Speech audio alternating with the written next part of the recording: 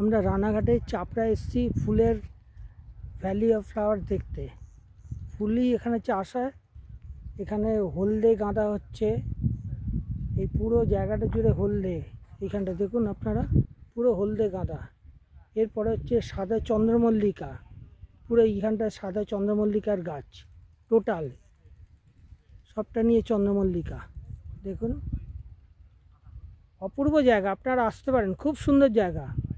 বেশি রাস্তাও না, শিয়ালদা থেকে ওই 1 ঘন্টা 50 মিনিট ট্রেনে রানাঘাট, ওখান থেকে নেবে 7 কিলোমিটার দূরে এই ফুলের বাগানটা। চাপড়া চাপড়া জায়গাটার নাম, চাপড়া জায়গাটার নাম। এইখানেই হয় বাগানটা।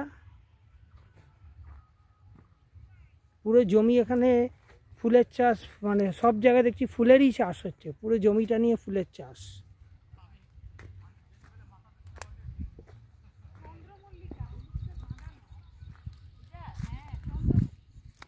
কোনটা ওইটা? ওটা চন্দ্রমল্লিকা না, আমি এটা মাফ করে আমি বলেছি গাঁদা, এটা অ্যাকচুয়ালি চন্দ্রমল্লিকা। এই যে হচ্ছে চন্দ্রমল্লিকা, এটা হলদেটা।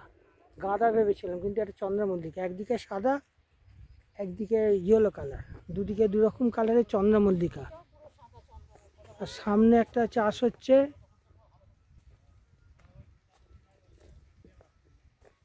সব দাঁড়িয়ে আছে।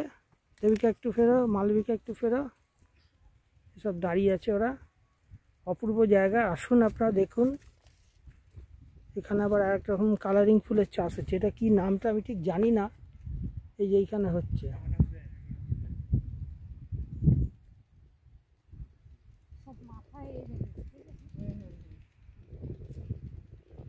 তো ওই দিকটা যেতে পারলে ভালো কালারের ফুল আছে ওইখানটা। এই জায়গাটা যাওয়া যাবে একবার? যাবে, ঢুকলে এখন লোক নেই দেখি, আমি একবার চেষ্টা করছি না কিছু যদি বলে। দেখুন এইখানটায় ভেতরে আরো অনেক ফুল আছে, ওরা একটু বারণ করছে ভেতরে ভেতরে যেতে। ভেতরে গাঁদা আছে, গাঁদা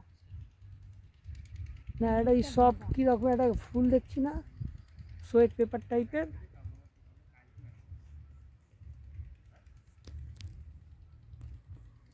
মাঠকে মাঠ খালি ফুলেরই চাষ এখানে।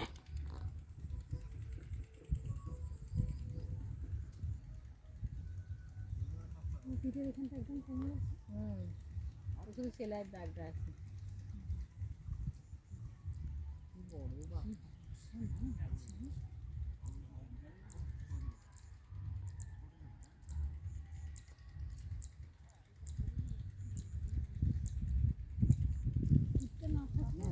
মেঘলা থাকলে খুব ভালো লাগবে।